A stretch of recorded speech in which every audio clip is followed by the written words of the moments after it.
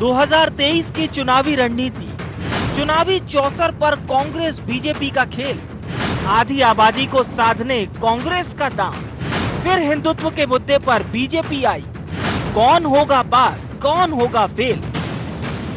जी हां, इम्तिहान से पहले की तैयारी का होना बेहद जरूरी है और साल 2023 और 24 में होने वाले सियासी मुकाबले के लिए कांग्रेस बीजेपी ने हर एंगल को तलाशना शुरू कर दिया। फिर चाहे वो कांग्रेस का केंद्र सरकार की खामियां निकाल जनता के बीच जाना हो या फिर योजनाओं के रथ पर सवार भाजपा का जनता के दिल जीतने की कोशिश, दोनों ही अपने अपने एजेंडे पर सवार हैं। सबसे पहले बात कांग्रेस की। आम जनता की लड़ाई का महिला कांग्रेस संभालेगी मोर्चा। महंगाई के खिलाफ घर घर पोल खोल अभियान, जमीन पर उतरकर आम जनता के हक में आवाज बुलंद। कोविड से हुई मौतों को लेकर 4 लाख मुआवजे की मांग। 9 दिसंबर को महिला कांग्रेस का बैरसिया में होगा प्रदर्शन। एक ऑथेंटिकली काम करने के लिए इनको एक जिम्मेदारी दी गई है। हमने एक बुकलेट बनाई थी, सच्चाई आपके द्वार, और मेन बात पार्टी जन अभियान प्रोग्राम कर रही है। तो सच्चाई आपके द्वार में हमने बताया कि अच्छे दिन का वायदे किए गए थे और उसमें क्या कंपैरिजन है, रियलिटी चेक अगर आप देखें, और ये ऐसे आंकड़े हैं जो सब जगह हैं। पेट्रोल डीजल के प्राइसेस जो हैं वो आपके सामने ही हैं। तो अगर ये चीज़ें महिलाएं लेके जाएंगी, कहीं नुक्कड़ नाटक के रूप में, कहीं नुक्कड़ सभाओं के रूप में, प्रियंका जी ने नारा दिया लड़की हूँ लड़ सकती हूँ, तो हमारी महिलाएं भी ये कर सकती हैं। हमारी एक और कांग्रेस ने अपने संगठन को मजबूत करने के साथ महिला कांग्रेस को एक्टिव कर दिया, तो वहीं दूसरी ओर बीजेपी योजनाओं का दामन थामे हिंदुत्व के एजेंडे को साथ लिए।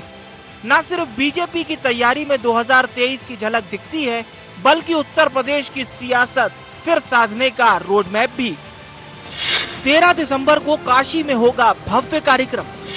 दिव्य काशी भव्य काशी के लिए भाजपा की तैयारी।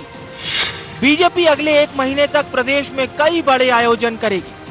13 दिसंबर को सभी 12 ज्योतिर्लिंगों पर भव्य कार्यक्रम आयोजित किए जाएंगे। सभी जिला और मंडल स्तर पर कार्यक्रम होंगे आयोजित। 14 दिसंबर को सभी बड़े नेता काशी में जुटेंगे। और अत्यंत प्रसन्नता की बात है कि इस भगवान शिव के 12 ज्योतिर्लिंगों में से एक महत्वपूर्ण स्थान काशी में विकास और सुंदरीकरण के अद्भुत कार्य वहाँ हुए हैं, जिसका लोकार्पण 13 दिसंबर को प्रातः 11 बजे माननीय प्रधानमंत्री नरेंद्र मोदी जी के कर कमलों से वहाँ होने वाला है। यह कार्यक्रम मध्य प्रदेश में भी सभी 57 जिला केंद्रों पर संपन्न होगा। 13 दिसंबर को सभी 12 ज्योतिर्लिंगों पर जो कार्यक्रम होगा, कुल मिलाकर के पूरे देश में लगभग 51,000 स्थानों पर दिव्य काशी भव्य काशी का यह आयोजन लोग देख सकेंगे। गौर हो कि बीजेपी इससे पहले भी इस तरह के आयोजन कर जनता से जुड़ने में कामयाब रही है। वहीं कांग्रेस सियासत में फिर से अपने पैर जमाने मैदान में होगी।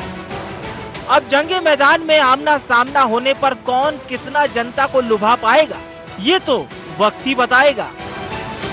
Bureau report, IND 24।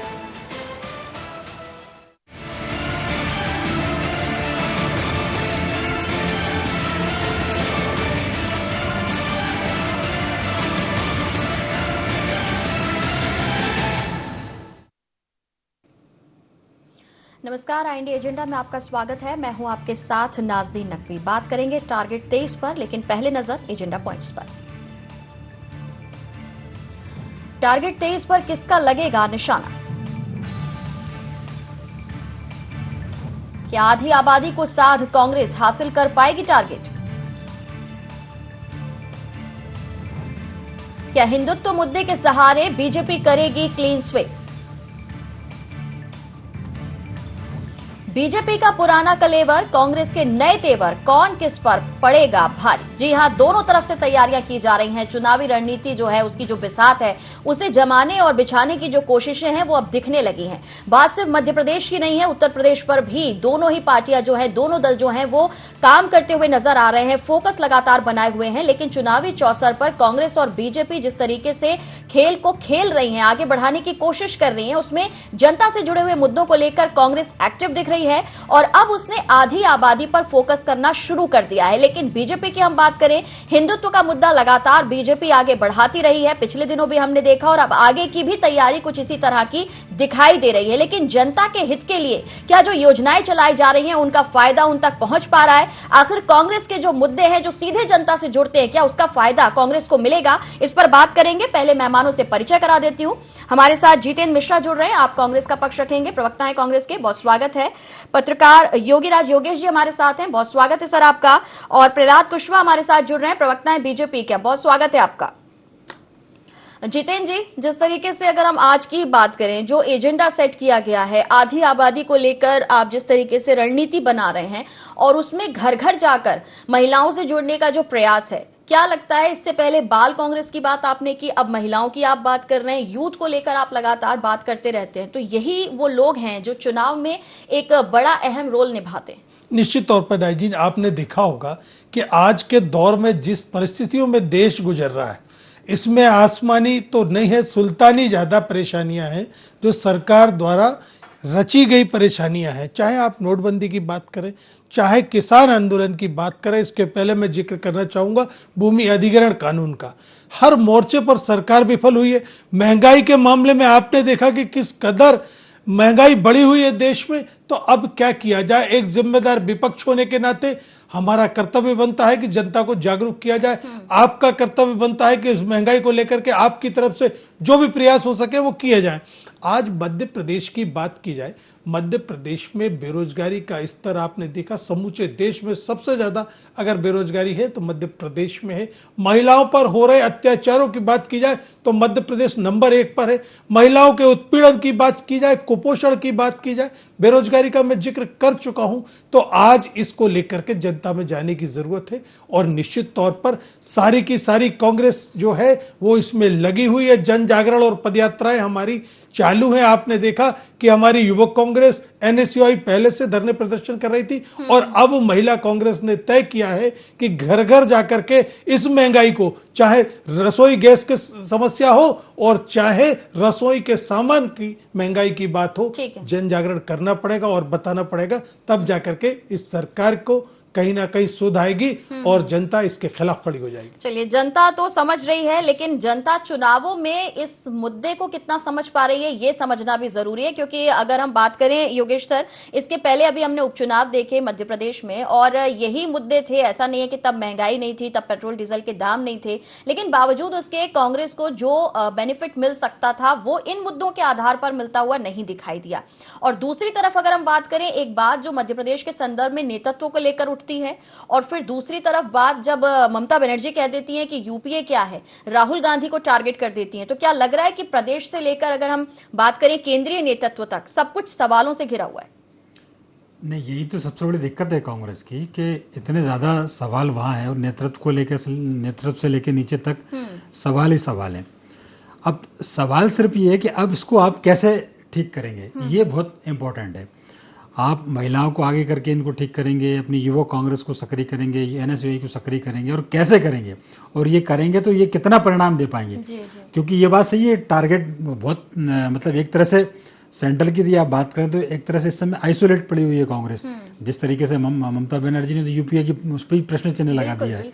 हालांकि ये बात सही कि कांग्रेस की बिना विपक्ष की कल्पना भी करना कल्पना से परे है। लेकिन इसके लिए कांग्रेस को वो एक शेर है ना कि जिंदा होने के लिए जिंदा दिखना भी जरूरी है। तो आपको वैसा दिखना भी पड़ेगा। आप अपनी जितनी भी विंग्स हैं, अब जैसे महिला कांग्रेस की यदि आप बात करें, अभी 2 दिन पहले ही हमने देखा वो उज्जैन की नूरी खान, उन्होंने इस्तीफा दे दिया और ये कहते हुए दिया कि यहाँ कोई इज्जत ही नहीं।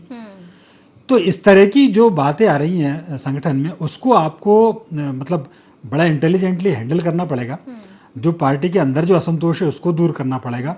और सबसे बड़ी बात है कि जो यूनिटी की जो मामला आता है, जब तक आप एकजुट नहीं होंगे और वो एकजुटता दिखेगी नहीं, तब तक आपकी नैया पार होने वाली नहीं है। क्योंकि यदि आप आपस में, अभी तो इतने ज्यादा फ्रैक्शंस हैं, आप उन फ्रैक्शंस को जब तक दुरुस्त नहीं करेंगे तब तक ये बात सही है कि इतने गंभीर मुद्दे इस समय बने हुए हैं पूरे देश के सामने।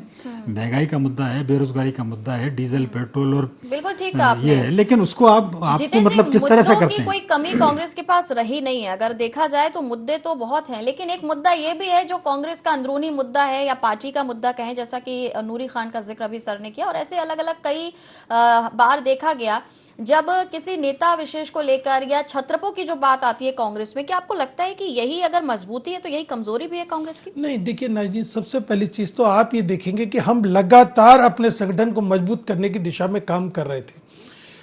2018 में हमारी सरकार बनने से पहले भी आपने देखा जितने उपचुनाव हुए, बात रतलाम की जाए, बात अटेर की जाए, चित्रकूट की जाए, मुंगावली, कोलारस, कोई सी भी बात कीजिए, सारे चुनाव में कांग्रेस ने विजयश्री अगर हासिल की थी तो एकता के मजबूत धरातल पर की थी, और उसी को लेकर के हम 2018 के आम चुनावों में गए और परिणाम आपने देखा, हम सरकार में आए। इसके बाद आया दमोह का चुनाव।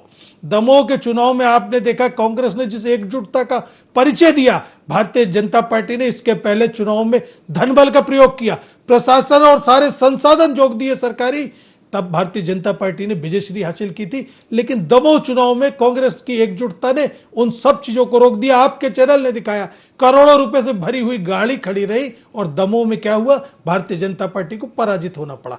एक चीज। दूसरी चीज, आज महंगाई, बेरोजगारी, भ्रष्टाचार का मामला इस चरम सीमा पर पहुंच गया है नाज़नीन जी कि आप ये देखिए कि रैगांव में इन्होंने अपना एक प्रत्याशी लड़ाया, उसकी क्या दुर्गति हुई। इनकी हिम्मत नहीं थी कि ये जोबट में कैंडिडेट ला सके, भारतीय जनता पार्टी के किसी नेता को टिकट दे सके। तो आपकी पार्टी में जो लोग थे उन्हें हाईजैक करके थोड़ी ले गए थे, ये वो गए ना, मैं उन्होंने आपको कहा मैं वही कि बता रहा हूं, नहीं सुनवाई नहीं हो रही है। मैं वही बता रहा हूं। नूरी जी को एक अभी आपने नया दायित्व दे दिया, उस मामले का पटाक्षेप कर दिया, नहीं तो जिस तरीके से वो गई थी, जिस तरीके से सारे पदों से उन्होंने इस्तीफा दिया था, तो क्या लगता है ये नाटकीय घटनाक्रम क्यों बार बार कांग्रेस में ही दिखता है? नहीं, देखिए मेरा ये कहना ये सारे दलों में चलता रहता है, खाली कांग्रेस की बात नहीं कर रहा हूं। नूरी खान का पटाक्षेप हुआ, आपने भी देखा 1 घंटे के अंदर। आपको मैं ये बताऊं, पृथ्वीपुर का चुनाव हुआ, पृथ्वीपुर में भारतीय जनता पार्टी ने 3 सर्वे कराए, उन्हें लगा कि हमारा अपना कार्यकर्ता चुनाव जीतने की स्थिति में जनता को नहीं। समझानी है, हमने तो जितना निश्चित देखा तौर और पर समझा, लेकिन नूरी जी क्या आगे आप जनता को समझा पाएंगे? नाज़नीन जी, निश्चित तौर पर जनता समझेगी, जनता इनके खिलाफ खड़ी हो रही है। आपने देखा कि हमारे जितने प्रदर्शन हो रहे हैं वो सभी के सभी सक्सेस हो रहे हैं, सफल हो रहे हैं, क्योंकि कहीं ना कहीं महंगाई की मार से जनता परेशान है। चलिए पूछ लेती हूँ, प्रहलाद जी हमारे साथ जुड़ गए, बहुत बहुत स्वागत है प्रहलाद जी आपका। और महंगाई, बेरोजगारी का मुद्दा जो है वो कांग्रेस बहुत स्ट्रांगली जनता के बीच लेकर जा रही है, जन जागरण लगातार चल रहे हैं और आगे भी उनके एजेंडे में आबादी पर फोकस है। क्या लगता है, आप एक तरफ हिंदुत्व की बात कर रहे हैं, आप अलग अलग आयोजनों की बात कर रहे हैं, लेकिन दूसरी तरफ सीधे जनता से जुड़ने की बात कांग्रेस कर रही है, ऐसा कहना है जितेंद्र जी का? देखिए, नमस्कार नाज़नीन जी। जितेंद्र जी सीनियर लीडर हैं कांग्रेस पार्टी के। जिले इलाही कभी कभी तो मध्य प्रदेश आते हैं और सुना है कि कुछ दिनों में इनके जिले इलाही आ रहे हैं। अच्छी बात है, कभी कभी जनता के बीच रहना चाहिए, नहीं तो जो हाल पूरे देश में कांग्रेस पार्टी का है वो निश्चित तौर पे मध्य प्रदेश में भी उसी रसातल की ओर कांग्रेस पार्टी जा रही है।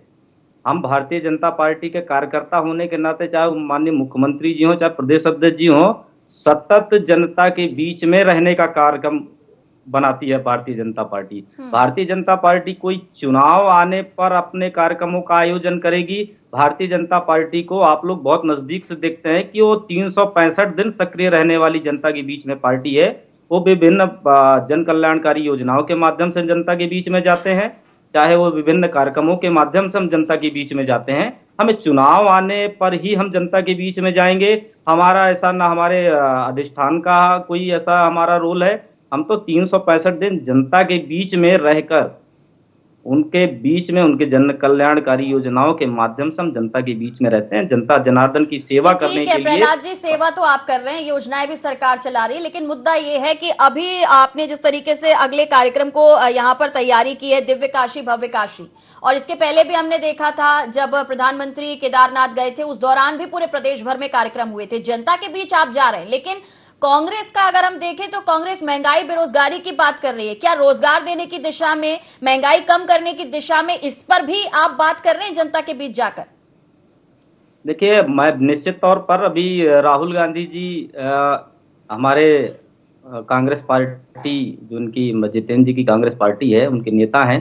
और वो अभी कुछ दिनों पहले उनका एक वीडियो बड़ा वायरल हो रहा है कि इतने लोग मरे, इतने लोगों को हमने रोजगार भी दे दिया, कि 100-150 लोगों का ऐसा रोजगार दिया। लेकिन हमारी भारतीय जनता पार्टी के जैसे अभी माननीय देश के यशस्वी प्रधानमंत्री जी काशी जा रहे हैं, उनका निर्वाचन क्षेत्र है, भगवान शिव की जटाओं से निकली हुई परम पावनी माँ गंगा के तट पर बसी हुई ये पौराणिक नगरी है, अत्यंत पुरातन नगरी है।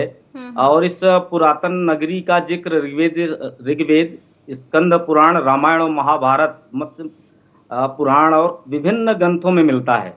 और उसका जो विकास और सौंदर्यीकरण का कार्यक्रम और विभिन्न विकास कार्यों के माध्यम से माननीय मोदी जी और उत्तर प्रदेश की सरकार ने किया है, उसको एक भारतीय संस्कृति की झलक, पूरा लघु भारत वहां पर देखने को मिलेगा। भारतीय संस्कृति का एक अनूठा ठीक है प्रहलाद उदाहरण जी, देखने वो को मिलेगा। देखने और दिखाने से किसी को कोई गुरेज नहीं है। अच्छी बात है, मध्य प्रदेश का विकास हो या उत्तर प्रदेश का या किसी अन्य प्रदेश का, देखकर खुशी मिलेगी क्योंकि भारत देश का यहाँ पर विकास हो रहा है। लेकिन साथ ही जो सवाल हैं विपक्ष के और 2023 की तैयारी की अगर हम बात करें तो ये सब कुछ आपको फायदा पहुंचा सकता है जब दूसरी तरफ एक्टिव हो कांग्रेस अलग मुद्दों के साथ? नहीं, देखिए, कांग्रेस पार्टी के अपने अपने मुद्दे हैं, उसको देश और प्रदेश की जनता से उन मुद्दों का कोई सरोकार नहीं होता है। अगर वास्तव में इन्होंने कुछ किया होता, है ना, तो भारतीय जनता पार्टी को बहुत सारे विकास के कार्य हों या जन कल्याणकारी योजनाओं के माध्यम से जनता को लाभान्वित करने का मामला हो, तो उनको करने की आवश्यकता नहीं पड़ती। चलिए, अगर इन्होंने गरीबों के घर बनाए होते तो निश्चित तौर पर आज प्रधानमंत्री जी को पीएम आवास के माध्यम से गरीबों को घर देने की आवश्यकता नहीं पड़ती। अगर इन्होंने कहीं ना कहीं जनता के लिए शौचालय, स्वच्छता का वातावरण बनाया होता तो आज ये करने की आवश्यकता नहीं पड़ती। ये तो भैया इतने सालों तक राज किया है कांग्रेस पार्टी ने। चलिए ठीक है, लौटूंगी। योगेश सर, क्या लगता है, कुछ आपको लग रहा है इन मुद्दों में कुछ दम है या जिस तरीके की तैयारी है, या फिर जनता, क्योंकि इस जो पूरा आयोजन है अगर हम देखें जब धर्म से जुड़ जाता है तो जनता का जो झुकाव है वो स्वाभाविक ही हो जाता है। क्योंकि भारत में अगर हम बात करें, धर्म की बात करें या फिर भगवान की बात करें, तो एक झुकाव हर व्यक्ति के मन में है और वो झुकाव बीजेपी उसका पूरा फायदा लेती है। लेकिन क्या आने वाले चुनावों में कांग्रेस की अगर हम एक्टिवनेस की बात करें, जयपुर में रैली की अब बात की जा रही है, छत्तीसगढ़ से नेता वहां पहुंच रहे हैं, लगातार अटैक किया जा रहा है, लेकिन कांग्रेस की क्या वीकनेस आपको दिख रही है और बीजेपी के लिए क्या चीज है जो आने वाले वक्त में मुफीद हो जाएगी? देखिए, इसमें तो कोई संदेह नहीं है कि हिंदुत्व का मुद्दा ऐसा है जो बीजेपी को हमेशा फायदा पहुंचाता है। लेकिन यह एक बहुत अच्छी बात है कि जैसे काशी, दिव्य काशी की जो बात कर रहे हैं, इसमें कोई डाउट नहीं है कि काशी का जो स्वरूप बदला है वो अविस्मरणीय है और ऐतिहासिक है। और वो काम इतना टिपिकल था कि उसको मेरे ख्याल से कोई जैसे बर्र के चतन्ने में जो हाथ डालने वाली जो कहावत है वैसी स्थिति थी। वहां इतना सघन बस्ती थी। काशी हम सब लोग जाते आते हैं, इतनी घनी बस्ती, गलियों में सोकर काशी विश्वनाथ बाबा के दर्शन होते थे। अब स्थिति है कि काशी विश्वनाथ मंदिर से और गंगा घाट तक पूरा एक नज़ारा आप एक साथ गंगा के दर्शन वहां से कर सकते हो। तो इसमें कोई संदेह नहीं है कि बहुत जबरदस्त वहाँ कार्य हुआ है। और जब कार्य करते हैं तो डेफिनेटली वो उसको चाहेंगे कि जन जन तक पहुंचे।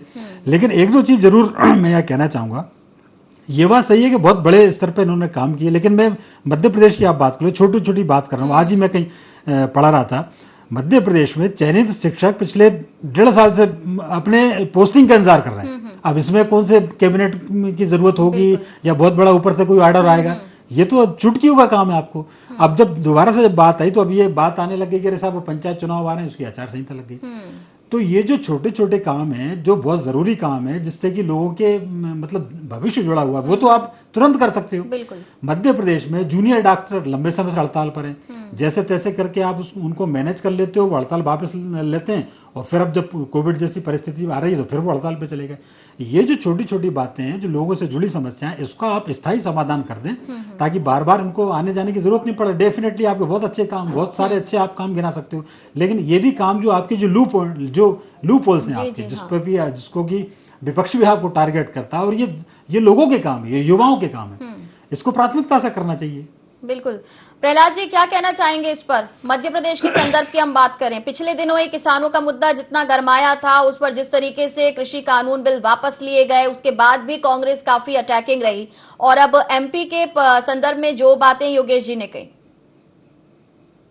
निश्चित तौर पर चाहे वो देश का मामला हो किसानों के संबंध में, चाहे प्रदेश का मामला हो, कृषि और किसान दोनों के लिए, चाहे प्रधानमंत्री जी हों चाहे मुख्यमंत्री जी हों, बेहद ही संवेदनशील हैं।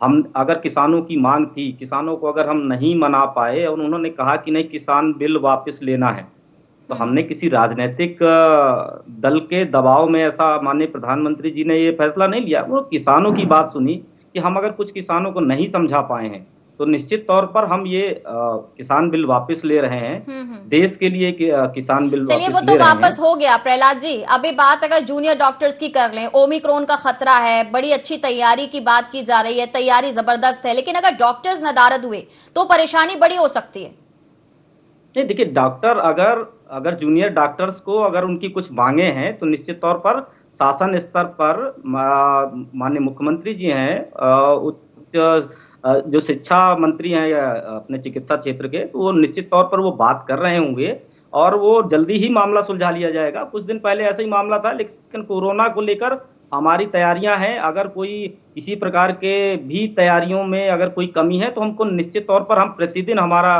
शासन प्रशासन लगा हुआ है, वो निश्चित तौर पर तैयारियों में कोई भी चूक नहीं होगी। इसकी अब मैं पार्टी चिंता कर रही है, सरकार भी। जितेंद्र जी, आपने सुना प्रहलाद जी को, और जैसा कि उन्होंने पिछले कई वर्षों में कांग्रेस ने कुछ नहीं किया, इसलिए बीजेपी की सरकार आने के बाद उन्हें काम करना पड़ रहा है। इस बात को बार बार बीजेपी रखती है जनता के बीच। तो क्या लग रहा है कि प्रमोशन की भी बहुत जरूरत होती है? जब आप अच्छा काम करते हैं तो उसे जनता के बीच बार बार ले जाने की भी जरूरत होती है। देखिए, सबसे पहली चीज तो ये प्रमोशन नहीं कर रहे हैं, ये प्रोपोगंडा कर रहे हैं, जिसे पाखंड कहा जाता है। आप ये बताइए, आपने कहा बेरोजगारी पे क्या बोल रहे हैं आपने सुना? कोई जवाब नहीं आया। महंगाई पर क्या बोले? कोई जवाब नहीं आया। सीधे कहां पहुंचे? काशी। मेरा ये निवेदन है, काशी भव्य बनना चाहिए, लेकिन जनता ने आपको इसलिए चुना था कि बहुत हुई महंगाई की मार। अब की बार मोदी सरकार 60 रुपए के डीजल को 100 रुपए से ऊपर, 70 रुपए के पेट्रोल को 120 रुपए, इसलिए चुना था आपको।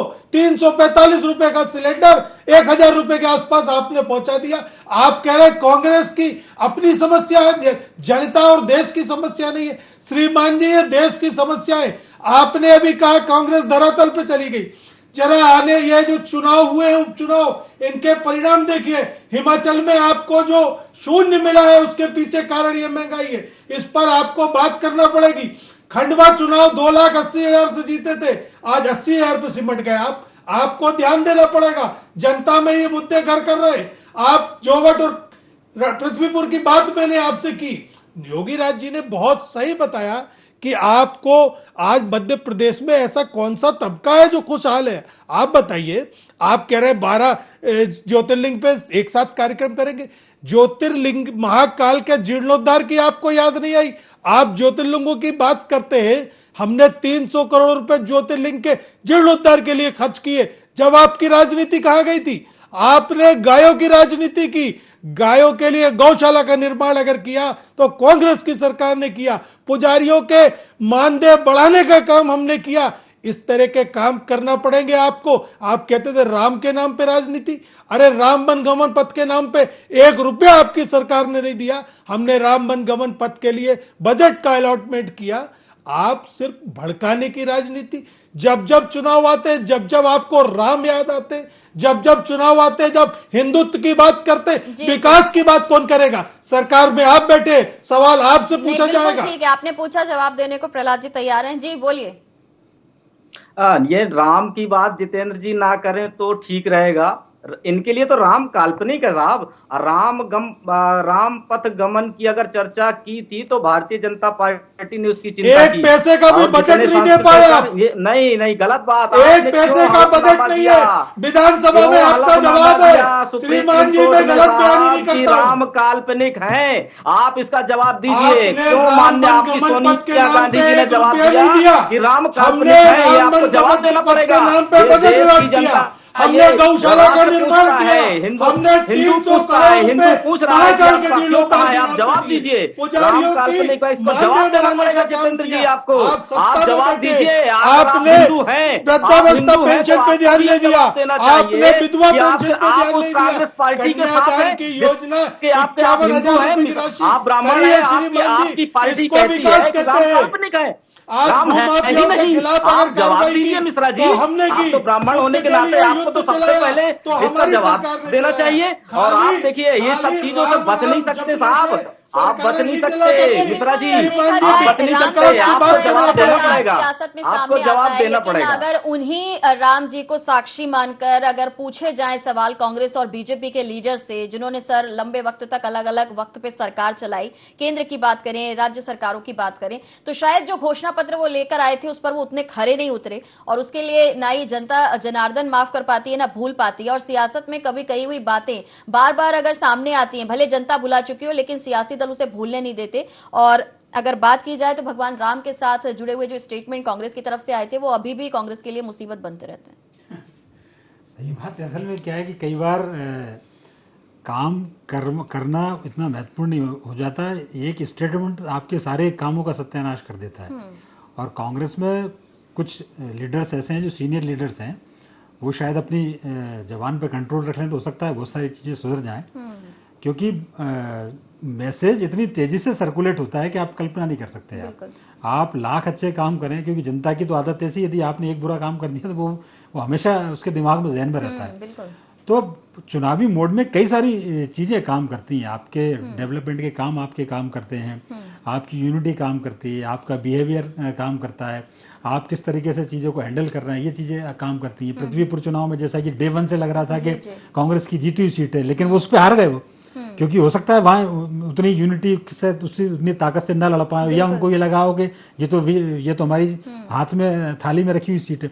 तो अंतिम समय तक आपको मोर्चे लड़ाने पड़ते हैं और हर संभव आपको प्रयास करने पड़ते हैं, हर सेक्टर एक भी बूथ आपका छूट ना जाए। तो हर लड़ाई को एक नई लड़ाई मानकर ही लड़ना होगा। आत्मविश्वास अच्छा है, लेकिन अति आत्मविश्वास में कभी कभी गड़बड़ियां हो जाती हैं। बहरहाल सभी का बहुत शुक्रिया हमें समय देने के लिए। तो टारगेट 23 को लेकर चुनावी मोड में कांग्रेस बीजेपी दिखाई दे रही है। आधी आबादी को साधने के लिए कांग्रेस ने अपना दांव चल दिया है, लेकिन देखना होगा कि बीजेपी इसके एवज में इसकी काट कैसे लेकर आती है। फिलहाल इतना ही, दीजिए इजाजत, नमस्कार।